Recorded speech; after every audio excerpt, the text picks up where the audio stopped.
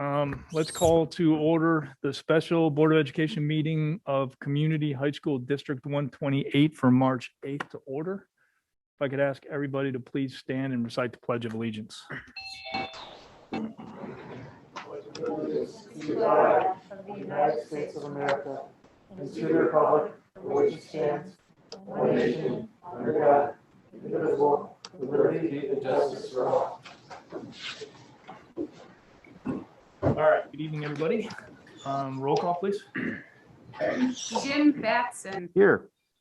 Don Carmichael, Here. Pat Grudy, Here. Lisa Hessel. Here. Kevin Huber, Here. Kevin, are you Said here, there? but we didn't hear him. Kevin, oh. Yeah. Okay. Karen Lundstedt. Here. Casey Rooney. Here. I can't hear. We her can't either. hear I Casey or know you said Kevin. here, but I can't hear you. And the funny thing is I can hear Kevin and I can't really hear you guys that well. Now we can hear Casey. Hey, Kevin, you want to just check your mic too, please? Testing. You're good. There you go. Gotcha. We're good? All right.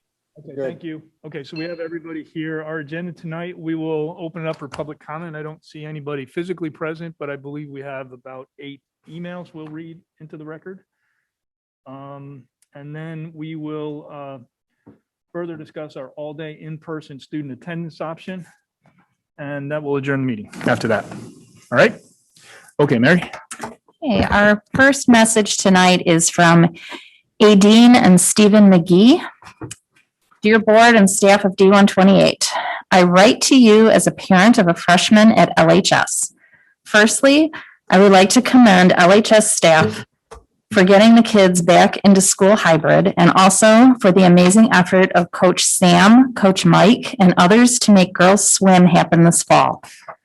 This has been a very trying, sad year for so many, and there have been positives such as the above that have kept us going.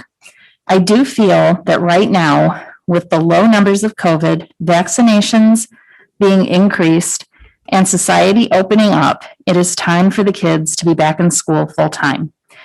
They have been through an awful lot this year, and their education, mental health, development, and social skills have been severely affected. We have light at the end of the tunnel, so let's be brave, positive, and smart and bring the kids back to where they belong, at school. The numbers of COVID in the community when the hybrid model started were extremely high and have been decreasing all the time to an all-time low positivity rate, even lower than last summer. The kids are now socializing in friends' houses outside as the weather gets good and can go out for food together as the community has reopened. They can wear masks, understand the importance of mitigation measures, and abide by rules. They have learned a lot. I am at a loss as to why we would choose any other option other than to do what the country and the world is doing: vaccinate and get back to normal. There comes a point when the negative and dangerous effects of learning from home and not have a real education environment far outweighs the risk of a virus with the low numbers we continue to see. As well as teachers being vaccinated, many more adults are vaccinated through their jobs or for other reasons. This is going to increase in a monumental way as J&J vaccine becomes available, and I am confident by the start of April, we will be in an even better place. The time is now. Please do not let us down on this. Be leaders and show the D128 students that it is what it is like to lead. Thank you. The next message is from Kim Bissing. Thank you for all of your efforts with getting our kids back to in-person learning. I truly appreciate it. I am writing to tell you I urge you to vote for in-person learning to resume April 5th. Our community has worked hard abiding by the guidelines to slow the spread of COVID-19, and the results are evident with the low numbers of positive cases. As we will be able to continue offering testing for students and teachers are fully vaccinated, there should be no reason not to offer in-person learning. Thank you for your consideration. The next message is from Elise Mann. Thank you for all you've done to to get us to this point. Please vote for in-person learning to resume April 5. The spread of COVID has dramatically dissipated, as seen in the significant decrease in numbers over the last 2 months. In addition, more than 3.5 million doses have been delivered, not to mention that many of the teachers are fully vaccinated. Schools in this country have been attending school in person and playing sports since the beginning of the school year without a problem. There is no reason not to be in the buildings full time. The teachers are doing the best they can, but as mentioned in the school board meetings, the teachers are having a hard time completing the syllabus with the current setup. Please vote yes. The next message is from Chris Coughlin. Dear board members, I am writing in support of choice, whether in-person or remote, a full in-person option for those students and families that want to be back in school. The value of having a choice in in-person learning as one of the options has already made a huge impact on my daughter, Emily, who is a sophomore at LHS.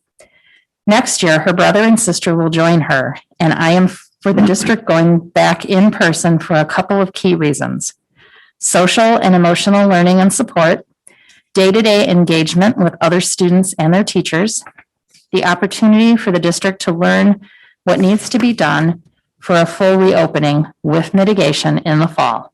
Let's keep moving forward. Thank you. This message is from Dale Sherman. Thank you for considering another step toward the restoration of an optimal educational experience in D128. I applaud your efforts, but ask that you not celebrate tonight's likely yes vote as if it were a destination. It is just another positive step on the bridge towards what the students and parents are entitled to: full-time in-person schooling 5 days a week.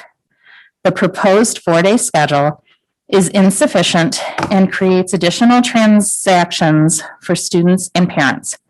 If the goals are to minimize movement and maximize instructional time in the building, the new schedule does not accomplish either. Regarding Wednesdays, does it really require an entire business day to clean the building after 2 days of partial use? Could such work not be done on a rotational basis and after hours? This would cost overtime, but it would enable 5-day instruction. What benchmarking have we done with the schools who have figured this out locally and around the country? Thousands of schools have been fully open with minimal issues since August. The statement in the last meeting was that 10% of Illinois schools have been 10% of Illinois students are back in school full time, seem to be embraced by a few board members as a sign that D128 is somehow doing well. That is not the case in the eyes of most parents. Pointing to statewide failure does not make D128's approach seem more successful. 4 disjointed days is better than 2 disjointed days, but it is still not 5 full standard days of in-person schooling. People don't stop with this step. Please do not stop with this step. Our students and families deserve more. Lastly, the commitment of most board members to full-time in-person schooling this fall has been lukewarm at best. The lack of conviction may well result in exacerbating declining enrollment. Parents have to make choices now about private schools if they cannot get the education their students deserve in D128. It would prove very helpful for parents to know tonight that the board is affirmatively committed to doing whatever it takes to ensure all students will enjoy full-time in-person schooling in the fall. The next message is from David Acosta. While I appreciate the effort it has taken to get a plan in place for returning students to the classroom, the hybrid model you are suggesting is not adequate to meet the needs of students. This is merely a plan that will tiptoe into the idea of a return to school and doesn't fully put children first. The goal on a return to school is to offer all kids the option of full-day in-person learning with close to normal social interaction, while offering anyone who doesn't want to attend a remote learning option as an alternative.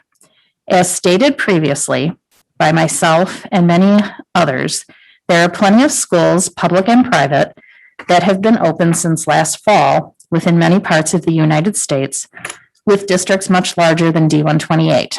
Why is it that our district sees the need to ease back into school and see what happens? We have testing, we have vaccines, we have examples of what good looks like that can help us return now, not later. There is a strong sense of caution with this school board and advisors that isn't necessarily rooted in science. If it were, you would have a group of medical advisors outside of Lake County Health Department and the BINEX team. Medical professionals such as infections, disease experts, epidemiologists, pulmonary specialists, all of which could have guided you sooner on a plan to reopen. Instead, you have had lawyers come in to advise you on legal ramifications. Even though you have stated that it is not driving your decision-making, it has come up many times during previous school board meetings. So it is in the back of our minds of the school board, to say the least, and doesn't provide a fair balance approach to the decisions being made, nor does it help the community understand that this can be done safely. We know the virus is epidemic and will be with us for years to come, so we have to learn to live with it and not fear it. You are sacrificing the well-being of many kids academically and psychologically with the choices you are making, and we can't afford to sacrifice any more. It's time to be bold and make up for lost time. This letter is from Becky Mendoza. Thank you to all the members of the board for taking the time reading all recommendations, as sometimes we don't all agree, but we need to think first about the kids' mental health that they are truly having. Wanted to thank all staff from janitorial to teachers for the great job in our schools. Wanted to do a big shout out to Mr. Isabelli and Mr. Zabo for helping my son during a most difficult time during e-learning, motivating him, really putting in extra time and helping him mentally. Our family is so excited and happy that our son CJ is now attending school. He has been a great example of a child who needs to be in-person learning. Since he has been back in person, his grades and personality have improved so much. He was having a hard time getting up and out of bed and was not able to focus. Plus, depression is a true reality that he was going through. We need to continue to go forward, not back. As you make a decision tonight, the board also needs to think about in-person summer school, as the district has just decided to do only online. We need to have in-person summer school, or have two options. There is no excuse for not having an in-person summer school, as the weather will be great. The district needs to use the outdoors and be more creative. The board needs to be more open to new ideas, especially now more than ever. We truly thank you for opening our schools and getting our kids back. And the last letter is from Lisa Hannigan. Thanks for all you have done to try to provide our children with a semblance of schooling during this pandemic. Now, however, is the time for all students who want to be in class to their respective campuses for full-time academic instruction. Please fully reopen our schools for full-time instruction in April of 2021. Our teens have suffered enough, and they need to learn how to get up, get out of bed, get dressed, get out the door like they once did. Additionally, they need to relearn how to be fully engaged in a classroom setting without distractions of home and other family members about. It is also important for you to consider adding instructional time to the academic schedule. Our students, especially those in AP classes, are missing out on valuable instructional time and teacher assistance with the reduced weekly teaching time. They need their teachers to have enough time to teach them the required material. Please resume full in-person instruction at the beginning of April. Summer break will be here before we know it, and our kids haven't really started school. Thanks for all the time and effort that you have invested in our schools on behalf of our teens. Please do what the experts suggest and reopen our schools. That's all. Okay, good, thank you. All right, so let's move to the main order of business and talk about our next option.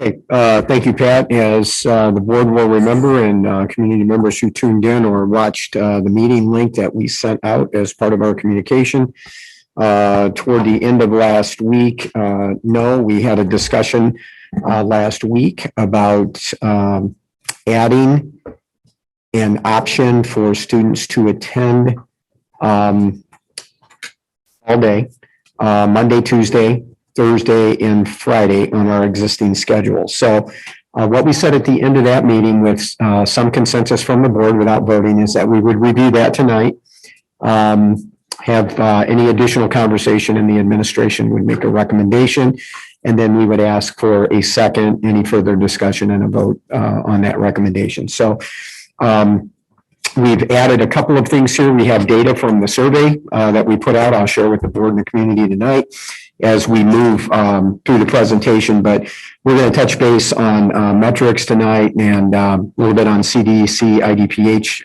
guidelines and what we think is coming from the state sometime later this week. Rationale for consideration of the option, including precautions and protocol and our testing, vaccination, social distancing, and 50-person space capacity. The retention of current options as part of that recommendation. And then the actual addition of the all-day in-person student attendance option. And then we're going to share some of the data from our surveying with you. And then we'll talk briefly again about the schedule and how that will work for students. We will recommend the start date, which we talked about at the last meeting. We'll talk a little bit about logistics, lunch, transportation, and other logistics considerations, procedures, social distancing, and contact tracing. Then we'll make a recommendation, and then if the board votes to affirm the recommendation, then we'll talk to you a little bit about a binding choice survey that will follow. So that's really the outline of the evening. So Bryant has been nice enough to put that in some slides for us, so not only the board, but the audience can follow along as well. So Bryant, if you want to pull up the first slide. Okay, just a couple of comments in general, because occasionally we hear a couple of the themes that we've heard tonight about opening school. We have said for the last 4 or 5 meetings that we are planning for a regular opening of school in August. Of course, the board and the administration and the community moving forward will have to assess where we're at that point, but everything's pointing favorably that toward the end of the summer, we should be in a position that we can start in a regular school year model. So I want to say that again for the record and say that emphatically and very clearly. There has been, from my standpoint as a superintendent, there's been no reticence on the board's part to embrace that concept, both in individual conversations with all of you, as well as the many meetings that we've had when that's been mentioned moving forward. So I just want to say that for the record. The second thing that's on our list of things, so I'll just pull that out of the list, is the issue of a lawyer and liability and those things. Of course, the board, as the governing agency for the school district, has to know what our position is on a liability. Of course, you need to know that, but we have also said that none of the decisions that we've made have been based on the lack of the district's liability insurance, but it is something that the board needs to understand and be aware of. And so that will continue to be part of our conversation, just as we need to navigate 6-foot social distancing, 50-foot space caps. That's all part of the conversation. It doesn't mean that we're not moving forward or that we won't start the regular school year normally. But those are things that the board has to consider, of course, in your position, your elected positions representing the taxpayers of the district. And if you want to look at it from a business standpoint, $100 million business. That's based on taxpayer revenue. So just want to say those things up front. Okay, so the purpose again tonight is to discuss a possible addition of an all-day in-person student attendance option to existing options after spring break. And we always ask Pat to do a little bit with the metrics. So Pat, I think we've updated a few of those numbers, but if you just want to give us a quick overview of where our two communities stand right now, that would be helpful for the discussion. Okay, so then again, from a test positivity rate, we're still in a reasonably good position, but and also as we're seeing in some other areas of the country, over the last 1 to 2 weeks, we are seeing a slight increase. So, overall, still hanging in around that 3% range, but you can see in Libertyville, for example, we've gone in the last week from 1.79% to 2.52%. And then in Vernon Hills from 2.53 to 3.59%. Again, I would throw some caution to these numbers. These numbers can be very, very heavily influenced by the type of population being tested. The more the asymptomatic cases you have, the lower the numbers are, the less, the higher the numbers are. But nevertheless, again, significantly better than what we were experiencing in that November, December timeframe. But, as the CDC has continued to say, something to keep an eye on over the next weeks and months to hope that we don't see any further deterioration in the current conditions. Next slide. Oh, that's it. Is that it? I will say, then I'll make one other comment if I could on the metrics. So again, test positivity rates are in a very favorable zone right now. But just so everybody understands, because I know a lot of people are celebrating the progress that's being made, but per the latest CDC guidelines, the case rate, so again, cumulative number of cases over the last 7 days per 100,000 population, in Libertyville, 151.4, and in Vernon Hills, 135.1, and both of those numbers continue to be in that red elevated zone per the latest CDC guidelines, which came out, I think, 2 or 3 weeks ago. Okay. So we're seeing significant improvement in positivity, but, still a significant amount of community spread. All right. And so I think people just need to understand that. And if nothing else, that's just a continued plea to be safe, be careful, wear your mask, social distance where you can, and do the right thing so that we don't see any further increases in community transmission. That's it. Good. Any questions for Pat? Pat, could you review for us your sources for the data? So this data is off the Northwestern site again. So I know Brian and I, we both just kind of go out there. And again, it's only the 2 main zip codes in Libertyville and Vernon Hills. So Libertyville 60061, Vernon Hills 60061, Libertyville 60048. And they give the 7-day positivity rates, the 7-day case rates, and then they show the trending in the data. But it's from that website. And the Lake County Department of Public Health has not been updating their numbers in a way that makes it usable data for us. No, again, they show the case rate data, all right, and they have continued to show that, although their metric is slightly different, if I'm not mistaken. And so they have some fudge factor you can put in there to get to the same numbers, but their testing data is just not updated. Okay. So that's why we've gone to the Northwestern website. That's updated every single day. Great. Thank you. Yep.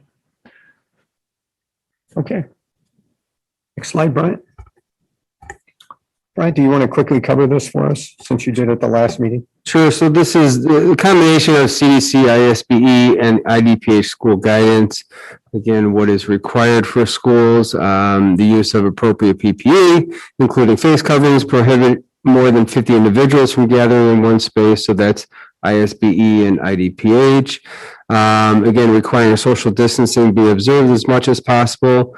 Schools conducting symptom screenings, temperature checks, And at Libertyville and Vernon Hills, we self-certify that, all the individuals coming into the buildings are free of symptoms. Again, require an increase in school-wide cleaning and disinfection. And then also contact tracing in combination with isolation and quarantine in collaboration with the health department. Okay, all very similar to what we covered at the meeting and that the board and the community has all heard in the public arena. Okay, Brian's pulled up the next slide. So what's the rationale for consideration of all-day in-person student attendance? We have a confluence of a number of factors which really lead us to the point that we can have this conversation in earnest and be at the point that we're going to make decisions. So among those things, Pat has been great at keeping us up to date on metrics since back in July. We really appreciate that. But essentially, what that story tells us that our external local community, so outside the school district itself, Libertyville and Vernon Hills, the data tends to be better than it has been in the past, with the caution that we all need to keep doing what we're doing to ensure that we don't have a reverse trend there. Our internal school communities at LHS and BHHS, our numbers based on our testing are very good. Again, we're on our 8th week. I had my 8th test last week, so we've been doing this for quite a while. Very simple process, very fast process, and a turnaround of results. But we know from that our internal, inside the district, at our 2 buildings, our community has gotten healthier and healthier over a period of time. So also our precautions and protocol that we've taken since really the beginning of the school year and that we put in place. So our mass temperature scanners that we have at both buildings, anybody that's here at the meeting tonight, walk through the scanner at Vernon Hills to get in here, the protocol that follows that. All of the building protocols that Mark Koopman and our 2 assistant B&G directors at both buildings have worked with John and Tom to put in place in the building. Again, if you've been in one of the buildings, you can see the significant work that's been done on those protocols. Very impressive work. And I would call that best in class for what we've done from that area. And then a focus on the PPE, our wearing a mask, our washing of hands, doing the things that we need to do during the day, including 6-foot social distancing and 50 cap limit of people in one space during the school day. So I mentioned Binex testing, Binex Now testing before. Again, gives us a great snapshot. I will do our running advertisement for that testing. If you are not testing your students, kids at this point, we would highly encourage you to do that because it allows us to have a much better picture of the health inside our district. And by testing regularly, we have found several students that were asymptomatic that didn't know they had COVID. And the result that we found them pretty quickly in testing, resulted in not having to quarantine 50, 60, 80, 100 kids from the day. So you can still sign up for testing. We encourage you to do that. Again, very non-invasive, very quick process with a quick turnaround moving forward. And Dr. Lee, if Yes. somebody wanted to go back and see the presentation that you and Dr. Grudy gave to educate our community Sure. about the testing, the weekly testing that's now in place, where could they go to see that presentation? We just have to look it up. I think we recorded. I think that you even. contact me and I can send it to them too. So Do you think it would be ADA compliant to post the link somewhere on our website so that if parents are considering it and they want to, I know that it was sort of a Great one and done question. thing because everybody's working so hard, but maybe we could get more people to sign up for the testing if they're on the fence about it, if they could see the presentation and have some of their questions answered. I can see what I can do. We don't have the recording of it. All we have is the slides, but I can send them the slides or I can try to post them. Thank you.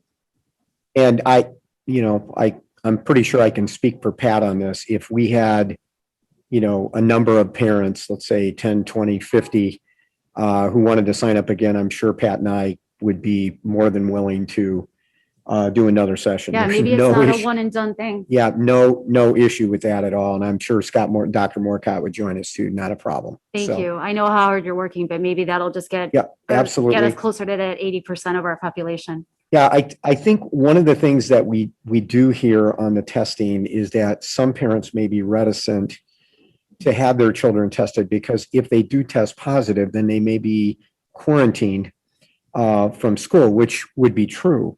However, if the student is ill and continues in school, a number of other students and or staff may be impacted by that, including classmates during the day, but also if they're participating in athletics or extracurricular activities, it could mean the whole team has to be quarantined. So I would encourage parents to still to consider that for the health and well-being of the entire school population at both buildings and within the district. So we'll keep pushing away on that. And of course, as the spring season comes, it's hard to believe, and most people don't realize this, but football started last week. So in some other large number of sports that are going to be played in the spring, all of those students, if they're currently remote or they're in school and they're not testing, will have to test. So that will drive our overall number of tests moving forward too. So, and again, if you have any questions, you can contact me, you can contact Pat, you can contact Mr. Kelly, John and Tom at the buildings, and we'll get you information, help get you signed up and get you in a slot that works for your child moving forward. So all good points. So can I make just a couple quick Sure. comments? on it? So a couple things. One, I know I've seen some comments from a number of residents on our participation rate, and they want to know why it's so low. Do we have a rough idea how many students are not enrolled because they are previously infected with COVID? My sense is it's a relatively small number in the grand scheme. It of would be things. small. I don't know Okay, what so the I just number want to is. make sure people are clear on that. I mean, it's probably in the low tens kind of number overall. Easily. So that's not a material impact on our participation rate.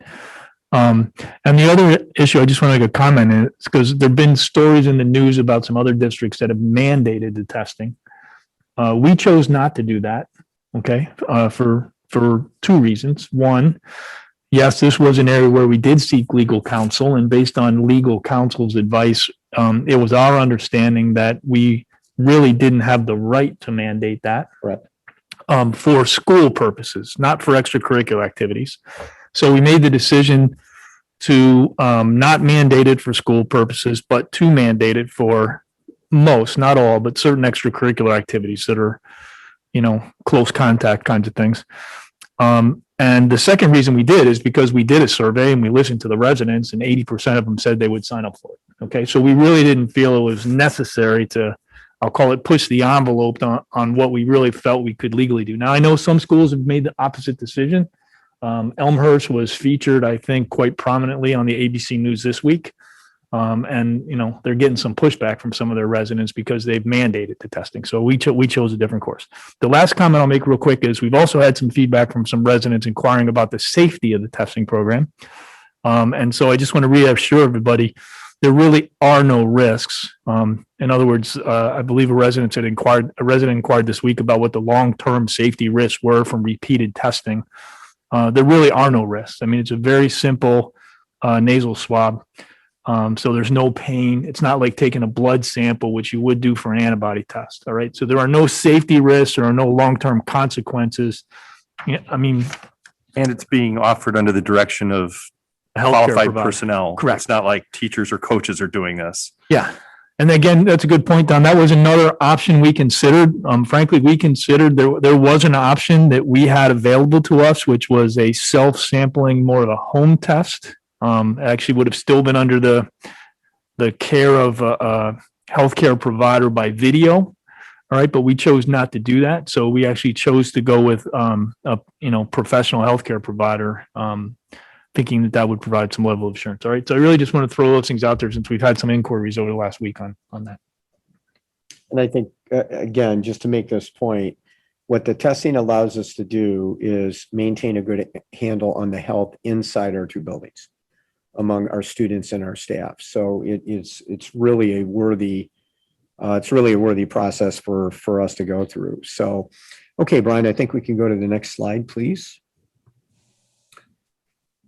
Let's see. Okay, educator vaccination. Let me once again give the board and community an update on this. First of all, we are very fortunate that the Lake County Health Department and the Lake County Superintendents Association, of which I'm a member, a longtime member, developed a partnership early on, a number of weeks ago, to map out a strategy to be able to safely and efficiently execute the 2 doses of the vaccination for anyone that works in Lake County schools.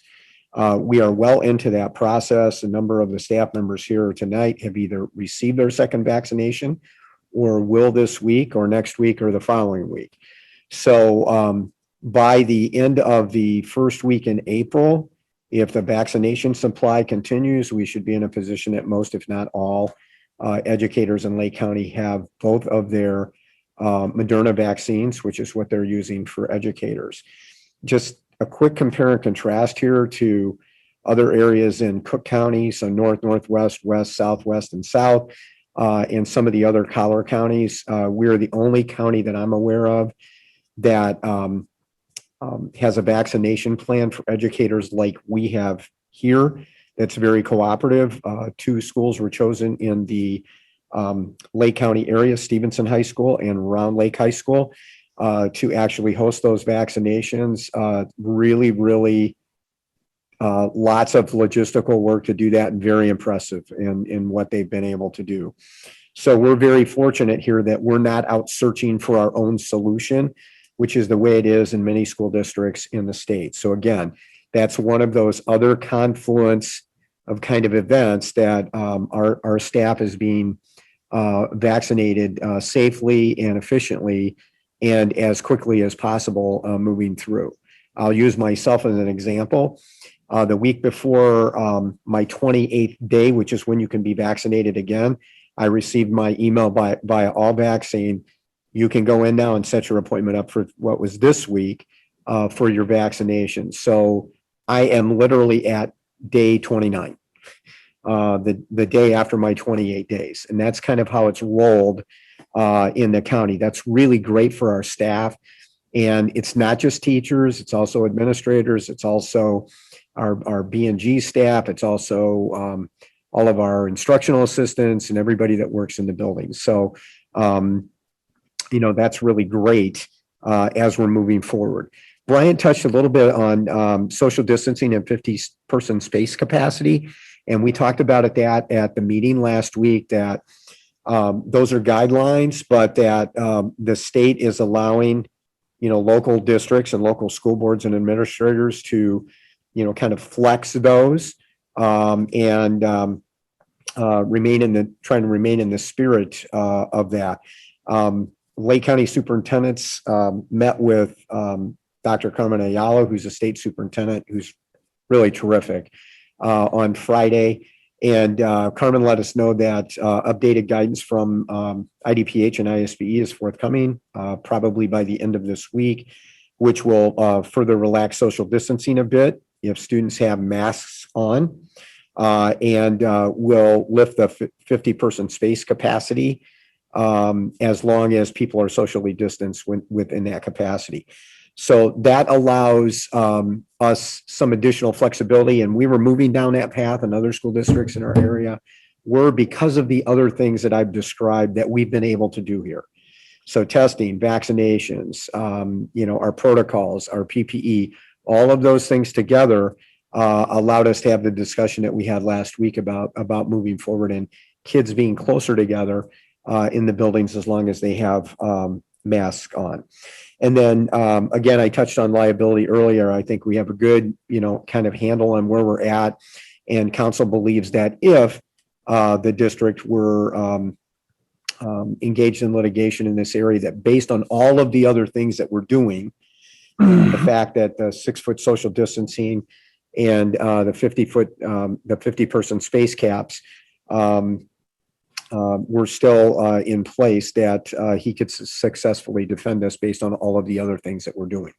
Moving Prentice, forward. can we go back to Yes. the 50-person space capacity? I just want to be sure I understand it, because previous to now, it was my understanding that regardless of the size of a space, the limit was 50.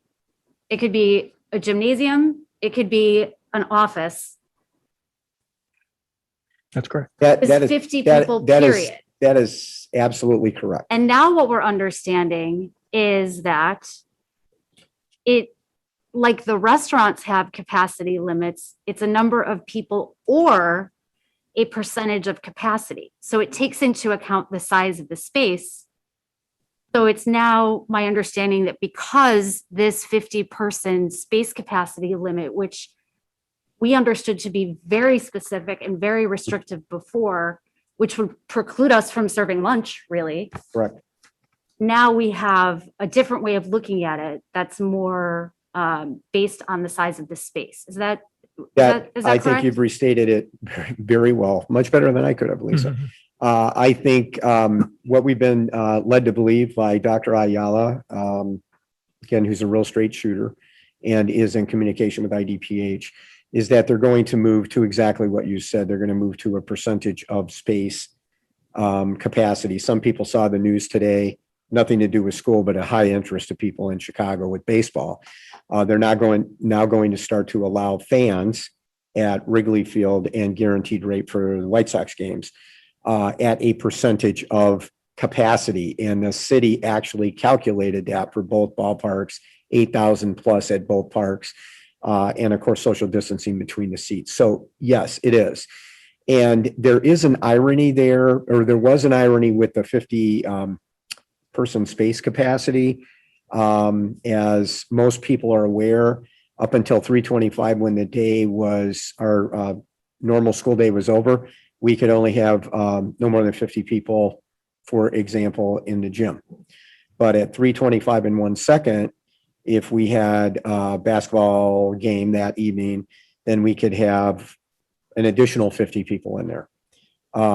So the irony of that, I think the state's just cleaning that up as they've made other decisions. They're dovetailing things to make, I think, better sense at this point. So that's a great point, Lisa. Okay, and then the other thing that we talked about at the meeting last week was the importance of retaining current options. So currently, as everyone's aware, we have remote and we have a hybrid half-day in-person option. And we have a number of people that were interested in both of those options as they manifested themselves over the course of the year. And we felt it was very important to retain those two options in the decision-making process and then build the additional option for all day on top of what we're already doing, basically. So as we did the surveying, which you'll see shortly, Brian can start pulling this up. We're going to show you a couple panels of data here. When we posed the survey, we posed several questions, and one of the questions was, what are your students in right now? And then we moved forward a progression to, if you chose right now, what would you choose for your students?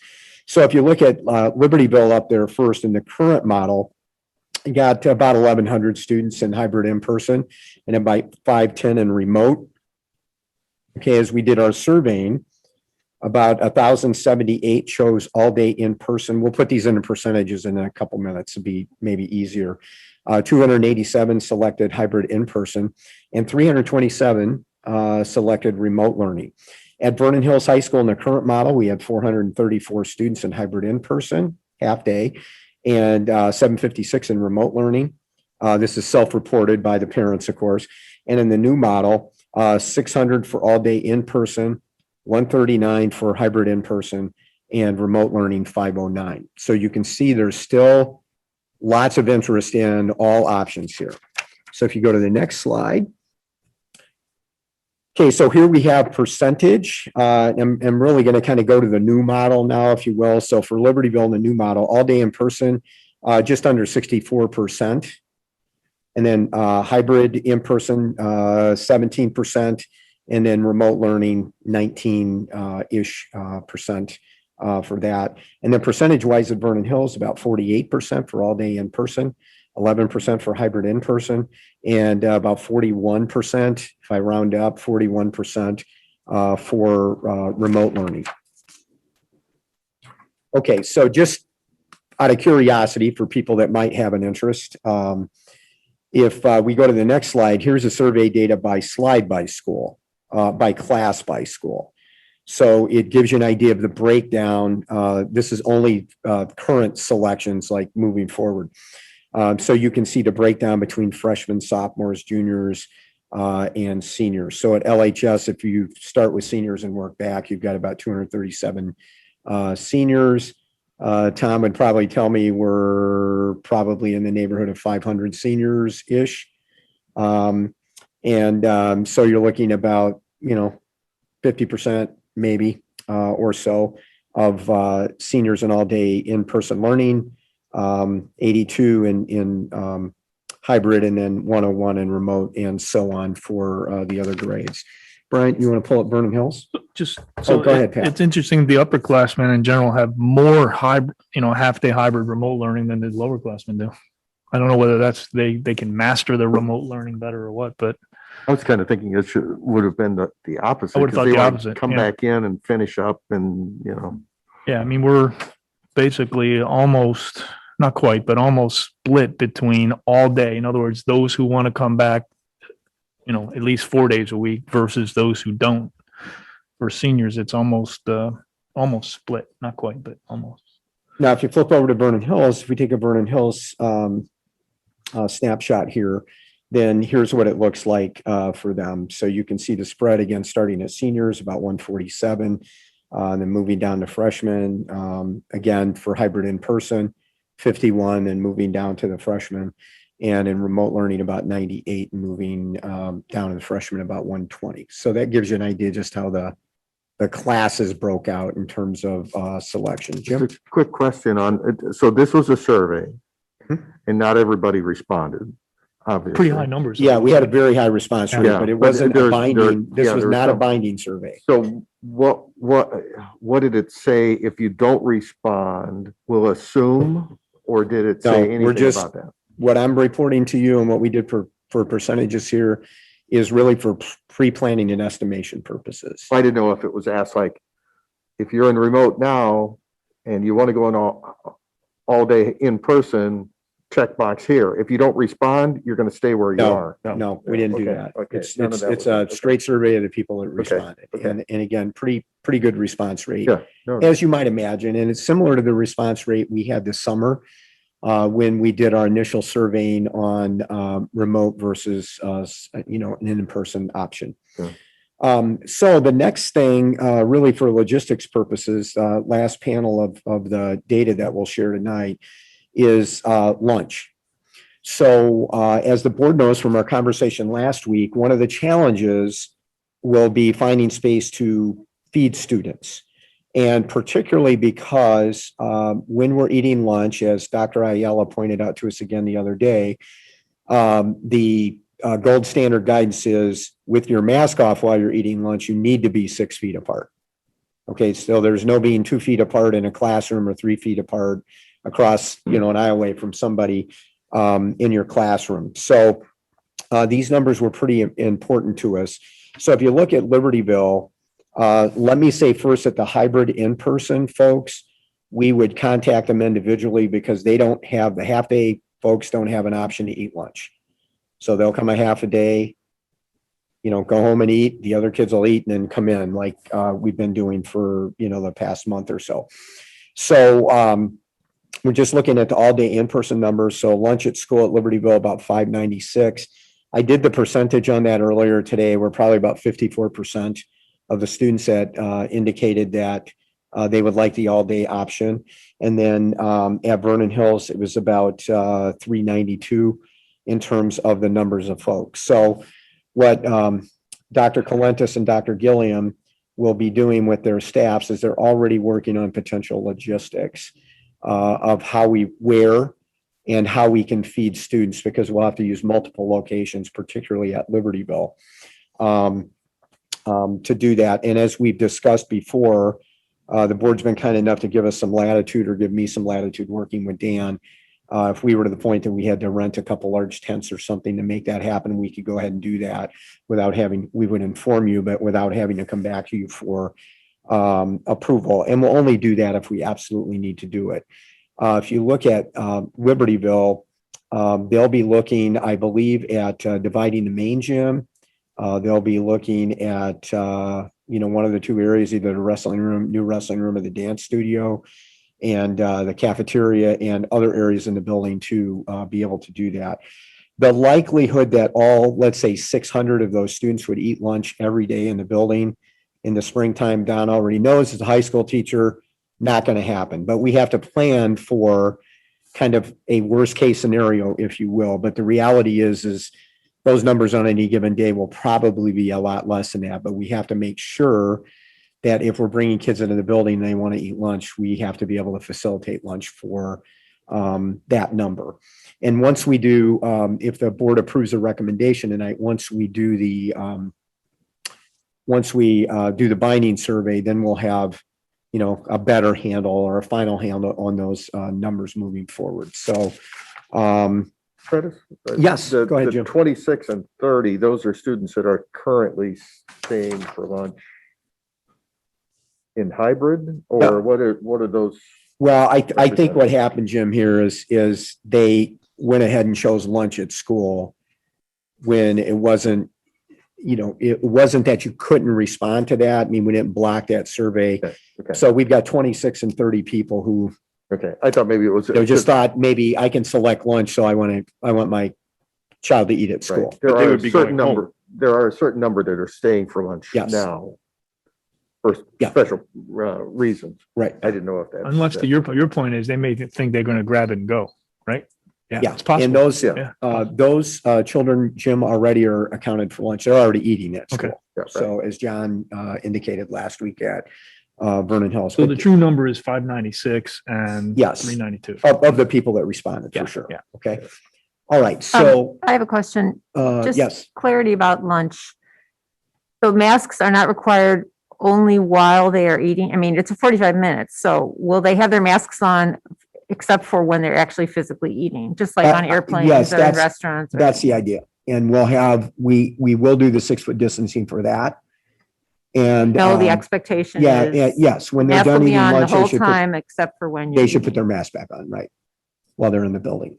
So that will be the expectation. That's a good question, Karen.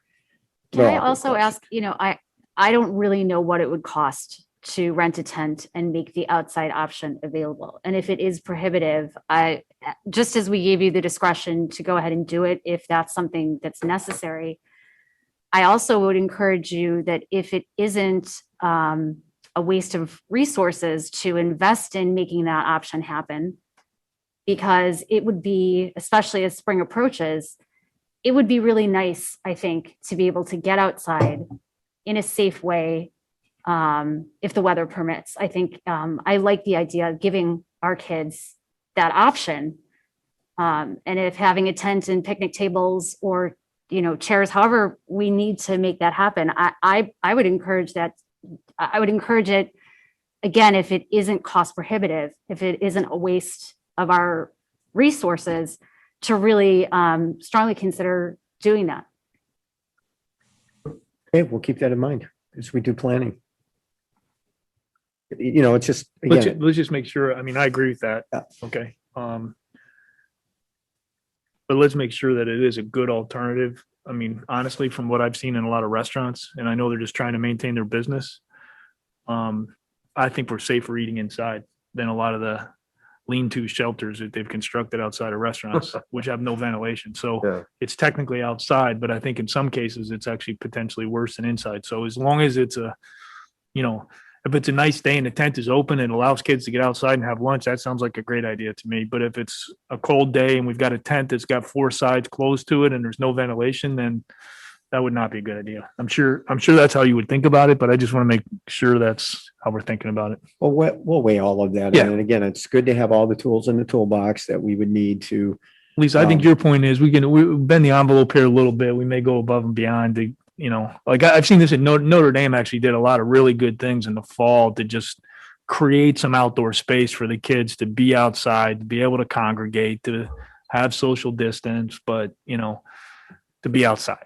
Okay. And so we may have to think outside the box to create that outside space in ways. And then maybe we I'd don't know ask to- Tom and John to take, to talk with their Yeah. teams and see, because if we have a bunch of students outside, then we have to manage Yeah, that, yeah, right? So yeah. we All have the to make above. sure that, they're doing what they need to do, moving forward. So we'll factor all of that in to the conversations moving forward and know that we have those options if we, need or want to do that. So, which is. That might also though help free up space and inside space that you might need for that PE class or that, some other class that's just overwhelming a room that needs a bigger space and you move into a portion of the new dance space or something like that. Because what it sounds like is a lot of the lunch is going to consume a lot of spaces that would typically be used for instructional space of some sort. Well, that would be part of the flex, right? Yeah. To do that. So, we'll let the teams do what they do really well in terms of logistics. Yeah. And then whatever else they need, they'll work with me and I'll work with Dan and But that'd provide another option to for sure. avoid. I think what I'm hearing is support for all creative ideas shall be considered. Yes. Yeah. Okay. Which of course we greatly appreciate. Okay, next slide. Okay, so we talked about schedule last week. We gave a written example to folks with an example of the schedule when we emailed all the parents last week to do the survey. And essentially, conceptually, again, a student would come in on a Monday and they'll do periods 1 and 2. They'll have the lunch, office hours / lunch period. And then they would do periods 3 and 4 and the potential for office hours at the end of the day or going home or going to, co-curriculars or athletics. The next day they would start periods 5 and 6, lunch, and then 7 and 8. Wednesday would be teacher directed remote or teacher directed day again. And then Thursday and Friday that would, repeat. So a student, parent selecting the all-day in-person option, their students will be in the building 4 times all day during the week. A half-day hybrid would follow the schedule that we're following now, right? So, they would be in half of that time every day, but half a day, except Wednesday. Moving forward, and then of course remote will continue to follow these same schedules, because remember, our teachers are teaching simultaneously to, multiple groups of students. So they're teaching in the classroom, but they're also teaching the remote moving forward. So that's what the schedule would look like. And that allows us to build on what we're already doing and expand that, remain in the block schedule that the teachers have done advanced planning for and adjusted to over a period of time. And Pat, I think you had a question about the Wednesdays, didn't you? Yeah, That I you just, wanted to ask. I think we want to address the issue of teacher directed Wednesday. I think the obvious question is, why are we not just going back 5 days a week? Sure, I can answer that, Pat. We really believe maintaining this block schedule is in the best interest of all the students and promotes the most effective instructional delivery model. Our teachers have planned for it. They can meet the needs of the students in the classroom, those who come for the full day, those who are there for half day, as well as the students who are learning from home. The Wednesdays provide a third contact day for each class each week. And so that, that in itself gains an instructional time for students to be meeting in their classes 3 times a week rather than 2 times 1 week and 3 times the following week. As I said, our teachers have planned really their curriculum, their essential curriculum, to be delivered in this format for the remainder of the year. And we've built in structures in this block schedule, the office hours that are being heavily used to meet the needs of all students, those who are in person and those who are learning remotely. The Wednesday provides yet another opportunity to meet with whole groups of students, small groups of students, and individual students who need support from their teachers. So we really think that this is the schedule that we've used to plan for the remainder of the year, that it can meet the needs of every learner, and that this is the model that our teachers have planned for and are using really well to meet with whole groups, small groups, and individual students with the structures that we've provided. Okay. And can I just clarify, when we first did remote learning back in late summer, early fall, if I recall, our schedule had like all periods every day. Was that correct? Not this year. No. We've been on the block schedule for this entire school year. The Wednesday, when we first started e-school, had required meetings at the start of every single period, and that got to be a bit exhausting for the students. Yeah, that's what I'm trying to get There at. was limited transition time between those 8 periods, and they were meeting at the start of every period on Wednesdays. The teacher-directed Wednesdays now allow teachers to determine when the start and end time of that meeting is, and whether they're meeting, as I said, with the whole group for group instruction, or meeting with smaller groups throughout that 45-minute period. So there is contact time for each of the 8 periods that day, but it's less structured than we first started the e-school year with. Okay, and that's what I recall. It was the Yeah. Wednesdays. I remember we had every Had period scheduled, and we got a lot of feedback from both students and Yeah. teachers that it really wasn't working for us, because basically by the time they got to their next class and plugged in and the classes were so short, they really weren't utilizing that whole period very effectively, if I recall. Yeah. Okay. Among others, right? Okay. So my one request would be, though, that we keep our eye on Wednesdays. I think that's one of the areas we continue to get some feedback from the community. I think, and I mean, I think we heard last week when we pinged this thing that, you know, hey, the AP teachers, a lot of them appreciate it because it is one more contact day. And so they are able to cover their curriculum. But I do think we've also heard some feedback. I mean, I know some people have contacted me, and there's still a perception out there that Wednesday's a free day. And I know that's not the design. I know that's not the intent. But I'd ask that we continue to keep an eye on that.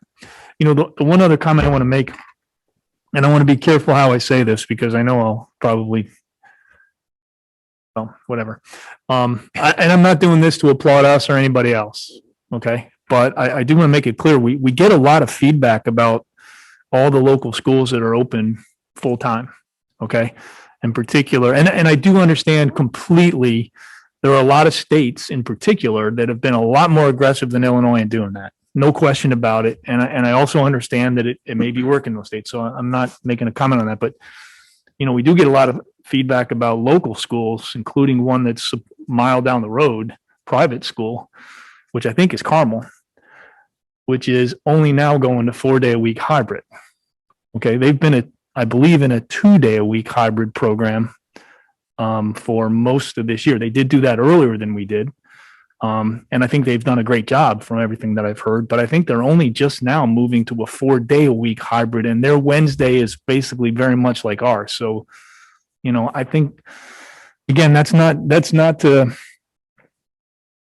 in any way, shape, or form meant to compare what we're doing to anybody else in terms of we're as good as or not as good as, or they're better or we're better. That's not my point at all. I think it's just that I think in general, a lot of schools, at least in our area and in Illinois, have continued to choose this hybrid approach. And the main reason is that we have to continue to balance. I mean, we have almost 40% of our kids are either in remote learning or half-day remote is what it looks like from the survey results.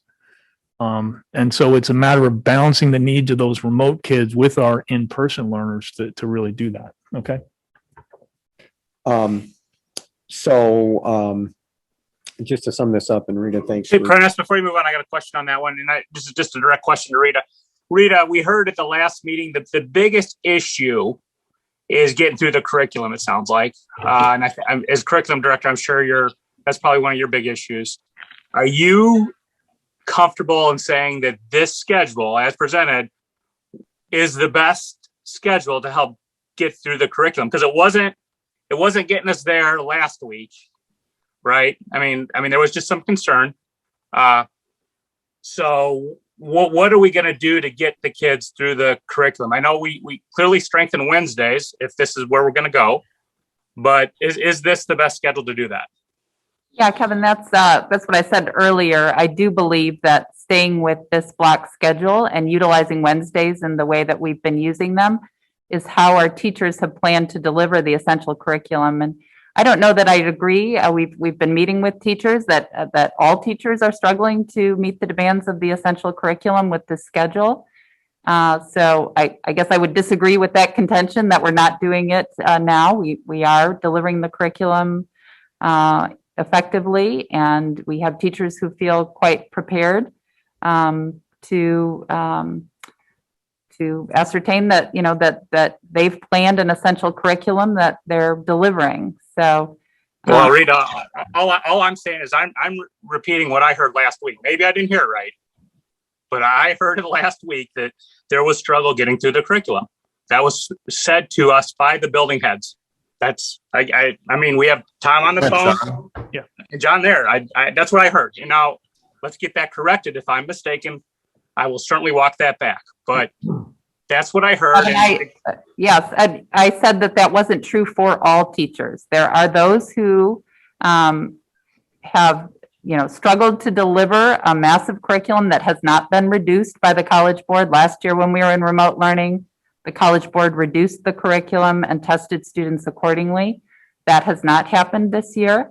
So there really is no way, and I think that's the point the principals made last week, that there really is no way to refine the essential curriculum of an AP course because that's dictated by the College Board and it hasn't been reduced. But in many of our other programs, our teachers have planned for this instructional delivery model and are confident that they are successfully delivering the essential curriculum, which they defined early in the year. Okay. So we are going to work on making Wednesdays better, though. Yes. I mean, is that what I'm hearing? Because that is the number one since we started this remote model, and to this day, that is just one of the things. And I struggle with this, Rita, just because I have two kids, and I can tell you, my kids are busy on Wednesdays, very busy. But I hear from many people who say their kids are not. So the inconsistency, I think, is a killer in anything when you're trying to run anything. Inconsistency is a killer. Well, so I don't know how we fix that. Yeah. Kevin, what I if I could jump in here for a second, I would say, and I'll speak for Tom and John, and then Tom and John can speak for Tom and John as well. If anyone is having issues on Wednesdays, you know, in one of their classes or with one of the teachers, or consistently that they don't believe they're being challenged at all on Wednesdays, then they need to get a hold of John and Tom will, do an interface with the teacher, because we want to put that parent and student with the teacher if they're seeing those issues. That's really important in the process, that we don't lose that doesn't become okay, parent had an issue, so they contact Pat and Pat contacts Tom. We want to get the parent directly with Tom or John and work with the teacher so we can find out, first of all, what's accurate. And secondly, if something's not happening, so we can make it happen. And I think that's the way we close that communication loop. So then, and Kevin, you're real good, of course, about talking to your kids. And I think, as you mentioned, what you discovered on Wednesdays is they're pretty busy on Wednesdays, right? But if somebody made an assumption that my kids aren't busy, or they had evidence that they weren't busy on Wednesdays, and we want to know about that.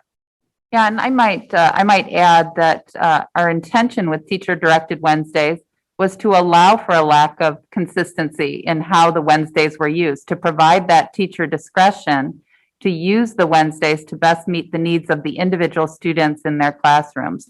So we don't expect that every Wednesday is going to look the same in every class for every student. There may be times when students are doing independent work while that teacher is working with struggling learners to help them catch up. So I would say that certainly we want to utilize the Wednesdays well, and I agree with Prentice, if that's not happening, we'd want to know about it. But I also want to emphasize that the purpose of that Wednesday is to provide the discretion that teachers need to work with the students in the way that they need to work with them. Yeah, and I appreciate that. I guess my only concern is that all I have is feedback that we receive, right? And have we done anything internally to ask the teachers how they think Wednesdays are working, to ask the kids how they think? Because honestly, I'm not hearing from a lot of the kids, and rightly so, because maybe if the kids aren't getting challenged, are they going to push that button? Some will, some might not. But we just haven't heard. We have 3 buckets, and we've heard from the parents that say, hey, well, Wednesdays are a little bit, I don't know what the teachers think about Wednesdays. We had And a I don't group know what the of kids think. 60 teachers join for a meeting a couple of weeks ago to provide feedback on how the schedule is going currently and how we might look forward to the future of in-person instruction as well as virtual options. And those 60 teachers that joined in that meeting provided lots of feedback on Wednesdays, and most of it was positive. We also did if you recall, first semester, we did 2 all district surveys to students as well. And the first one was when we were running the Wednesdays where all the meetings started synchronously. And that's where we got tremendous feedback that it was not a popular model in design. And when we created our hybrid schedule, the one we're currently operating in, that feedback was utilized to make the shift to the current model of Wednesdays we're using. The second survey that we gave was after running that schedule for some time. I only have the Libertyville numbers, but it was 50% of our students really supported the Wednesdays, 25% had no opinion, positive or negative, and then the other 25% didn't like it. And of the 25% who didn't, it was split about 12.5% said, I don't have enough to do. And the other 12.5% said, I don't like Wednesdays because I have too much to do. So, it's a change in structure.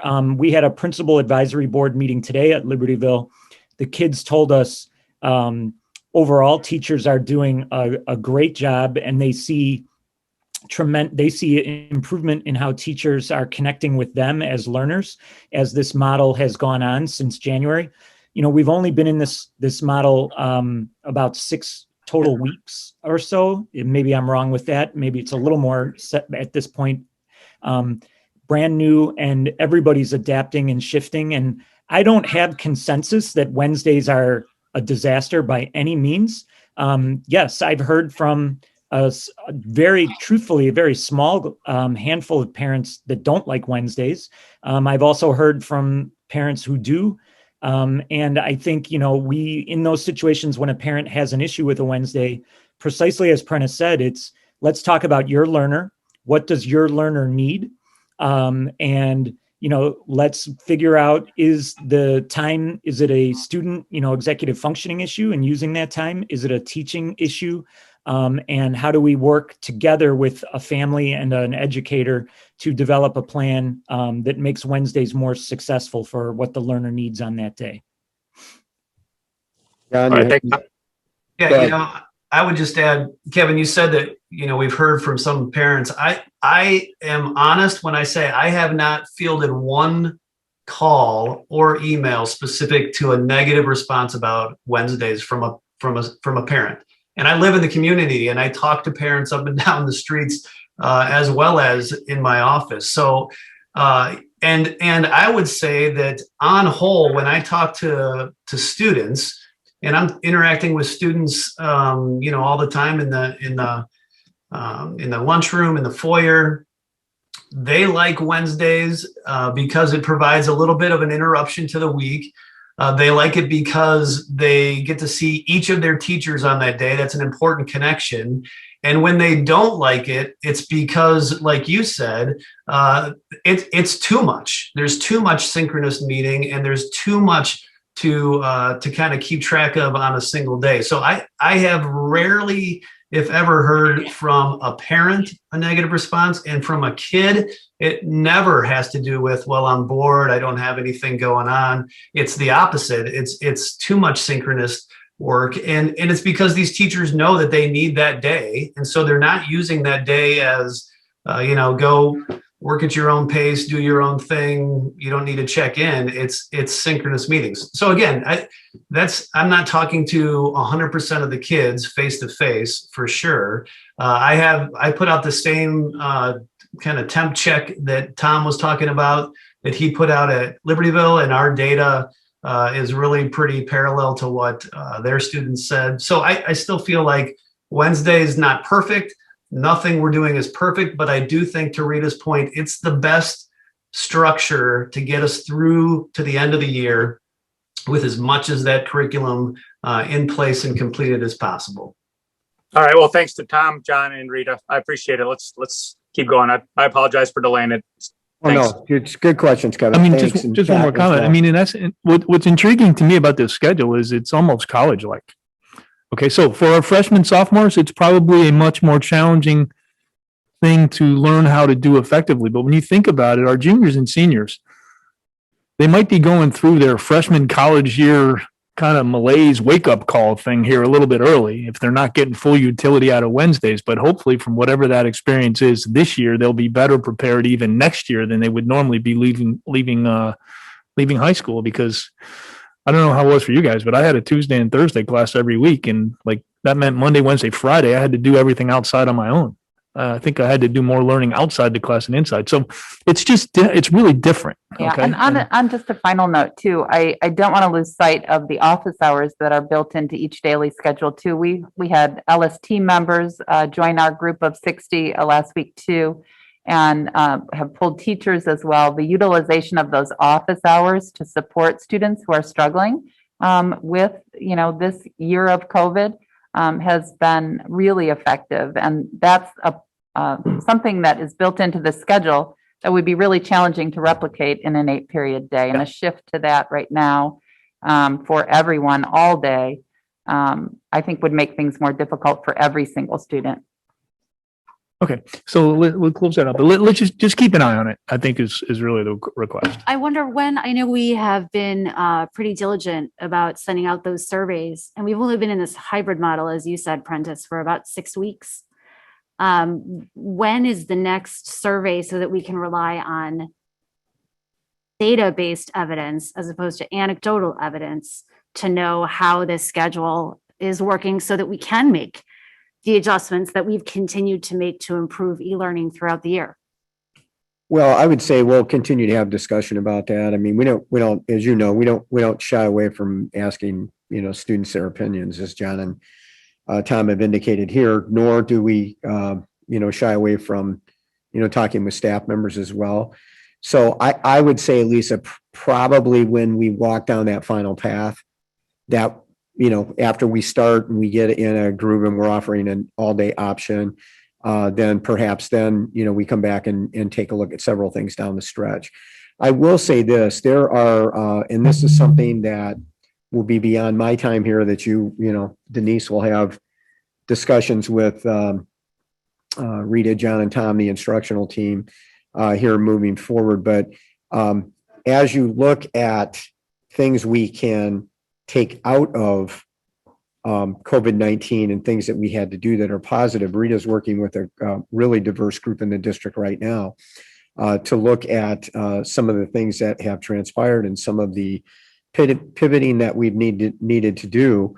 And there are a number of people that look at the block schedule and see some real advantages to a block schedule in the future. Not particularly with a directed Wednesday, but, so maybe you're alternating every day. 1 week is 3 days and 2 days, and next week is 2 days and 3 days. But I think there are some very interesting things that will come out of the discussions that, Rita's working on with, again, this diverse group of educators from the community. So I'd say perhaps if we make this adjustment, if you vote to move forward with a recommendation tonight, then, we wouldn't have any hesitation, doing that. Like I think Tom had mentioned, we actually did 2 surveys, kind of in the fall and when we started on things. But I do want to make the point again, and they're all really good questions, Pat's and Kevin's and the other questions that have been raised. But I think it is really important that we try and connect parents with educators. in Absolutely. there. So if somebody is having some difficulty or they're having questions or they're not understanding, or they don't feel like their kids are being challenged, or they need additional assistance, please call us. Okay, because Tom and John and their teams, Rita at the district, we're more than happy to work with parents to look at, as Tom described it, that individual learner and the needs that that student has and what we can do to have them be successful. Remember in the big picture, the big scheme of things, the teachers want to do the best job they can do within this.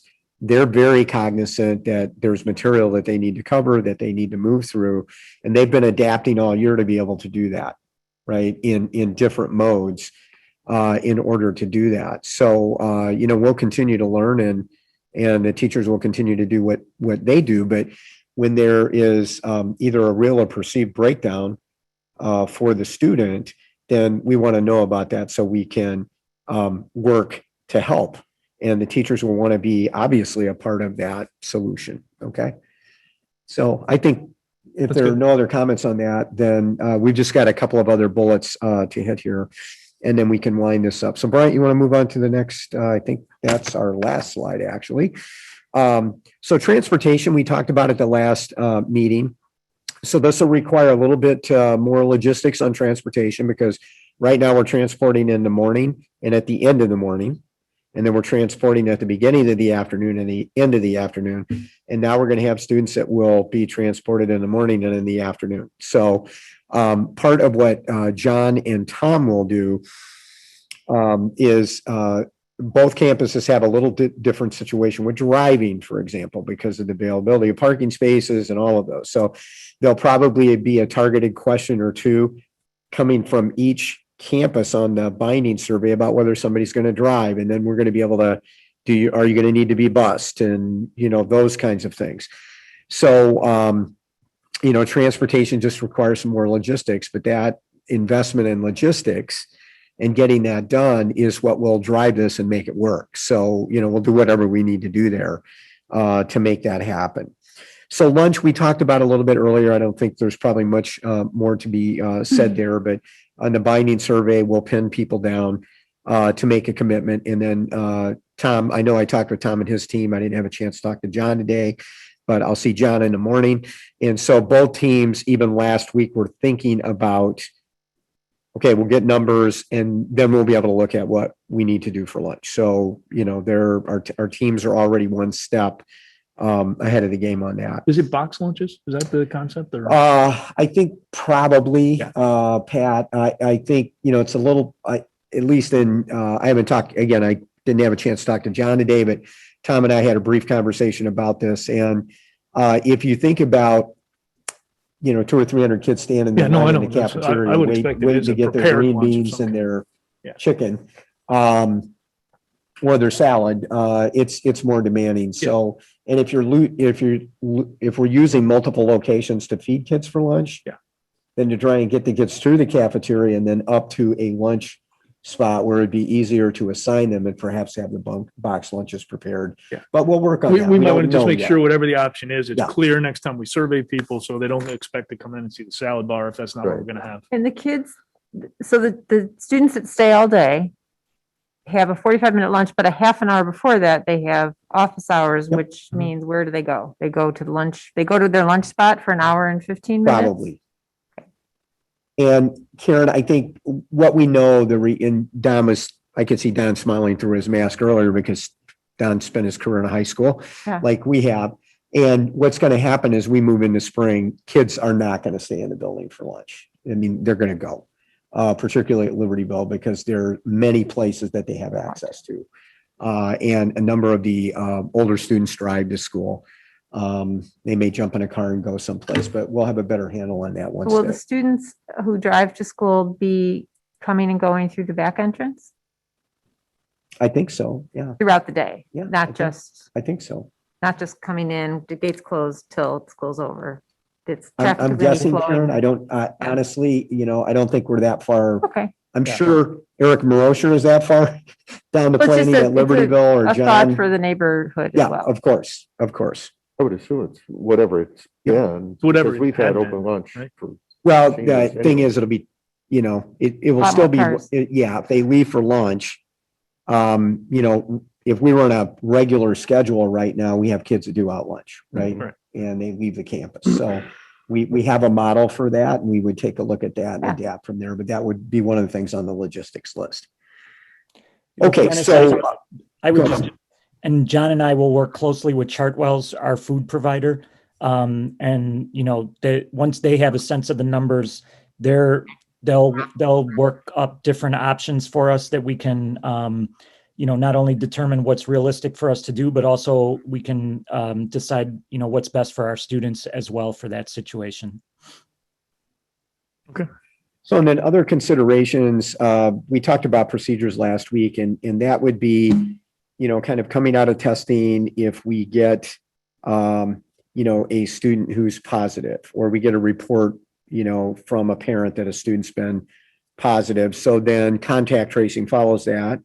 And our nurses work with Lake County Health Department on that. And they do an incredible job in terms of doing that. And I think Bryant described last week that, you know, we just have to be cognizant that as we have more kids in the building, the potential for a few more kids to be quarantined than maybe quarantined now if we have a positive, just because they're going to be in the building all day and they're going to have contact with more students. But again, our overall numbers are really, really low here moving forward. And then the last bullet point is the starting date. And what we talked about last week was right after we get back from spring break, we would continue what we're currently doing. So our hybrid half day and our remote learning would start normally right after spring break. And then if the board approves the recommendation tonight, then we would start the all-day in-person option the following week, which would be Monday, April 5th. That gives us a little bit of cushion after spring break and traveling that people may do and those types of things before we bring those students back for us to make final, you know, real-time adjustments moving forward. And then we would start April 5th and our intention would be, you know, to continue that for the balance of the school year. Again, with the idea that everything we're doing right now is planning to open school regularly next year. So kids are signing up for their normal 7 or 8 classes. They're doing everything that we normally do on cycle to open schools next year. And then, you know, as we get into the early summer, then the administration and the board, you know, will, you know, that's the default position. If anything happens, I was actually asked a question today and whether we could address this tonight. And so what happens between now and the end of the year if there's the numbers blow up and they get really big? What will we do? Will we go all the way back to remote? Will we do a half-day hybrid? What will we do? And the answer to that is we wouldn't know until we could see what was happening, right? But the good news is that we have 3 tools in the toolbox now. We would have an all-day, we would have a half-day hybrid, and we would have remote that we could execute if we needed to do that between now and then. But I think, Pat, you're our data guy. I think probably between April and the end of the year, you know, unless there's a huge surge like there was in I November, don't and see that it was happening. just like crazy surge. Really talking, what, 6 weeks? Yeah. So, you know, we're Well, talking between now and the seniors will still graduate. We go through the first week of May because we added, or first week of June because we had it. So yeah, 6, 7 weeks, yeah. And again, we'll continue to evaluate our metrics, including our internal metrics, and we'll just, you know, I'm highly confident between now and the end of the year, we're going to be fine. Yeah, I am too. And I think we are. And the students who are in the building right now, I think have been, you know, really cooperative. The staff's working at it. And everybody's going to have an interest in doing, if you want in-person learning, then we all work on an environment where we can have in-person learning. And I think that's a real credit to our students. It's a real credit to our staff and, you know, the building administrators and the parents as well for working with their kids. So with that, here's our recommendation. Our recommendation is that on April 5th, we provide an additional all-day in-person option as described tonight, which would allow students to come in, all day for 4 days a week. Wednesday would continue to be a teacher-directed day. And remember, it's important that we use that language. It's not an asynchronous day. It's a teacher-directed day on Wednesdays, again, with a start date on April 5th. So that would be our recommendation. Okay. Is there a motion to accept the administration's recommendation on providing a full day hybrid option? So moved. Second. All right. Any further discussion? Yeah, Pat, just in no discussion, but just clarification on this one. Prentice, just to be clear, because I know there was some confusion at the last meeting, Sure. because we kept the A and B grouped out there. For the full-time return, there is no A and B. If you're full-time return, you go to periods 1 through 4 on Monday, 5 through 8 on Tuesday. You have your teacher-directed Wednesday, 1 through 4 on Thursday, 5 through 8 on Friday. That's for the full return. That's And correct. the hybrid will be, you'll stay in your hybrid. Well, I mean, we won't even talk, but that A and B is only applicable to hybrid. Half-day hybrid. Okay, because that it was a little bit confusing at the last meeting. I remember some people going, well, they're not changing. And I'm like, we're changing a lot. We're giving you a full day for 4. So I just want to make sure that's very, very clear. Good clarification. Thank you. Okay. So nothing changes for remote. Anybody that's in a Correct. half day is in either the A or B cohort, Right. right? And all the others are expected to be back in the building 4 days, full days. Correct. Okay. Any other discussion? Casey, anything? Just want to make sure I don't miss you. Okay. All right. Roll call, please. Batson, Aye. Carmichael, Aye. Rudy, Aye. Hessel, Aye. Huber, Aye. Lundstedt, Aye. Rooney. Aye. Okay. Motion carries. Okay, Pat, thank you. And last thing that we'll say, we've spent a little time talking about the binding choice survey, but most likely by the end of the week, we'll have binding choice survey, the latest early next week, binding choice survey out to parents at LHS and VHHS. Okay. And then the buildings will have, real numbers to work with moving forward. And as always, if there's anything I need to update the board on, I won't hesitate to do that, of course, along the way. Okay. So thank you very much. Want to thank the district leadership team for their thinking on this, Tom and John's building teams as well, because we've had an extended group kind of think about this and how it might work and the logistics. And we're very appreciative. We think this is a step toward normalcy in the fall. So thank you very much. Okay. Great. Okay. If there's nothing else, is there a motion to adjourn? So moved. Second. Second, any discussion? None. Roll call, please. Carmichael, Aye. Rudy, Aye. Hessel, Aye. Huber, Aye. Lundstedt, Aye. Rooney, Aye. Batson. Hi. Okay. Motion carries. All right. Thanks. Good night, everybody. We will reconvene. Yeah, we're going to take a 5-minute break and then we'll reconvene with the P&P meeting. Okay.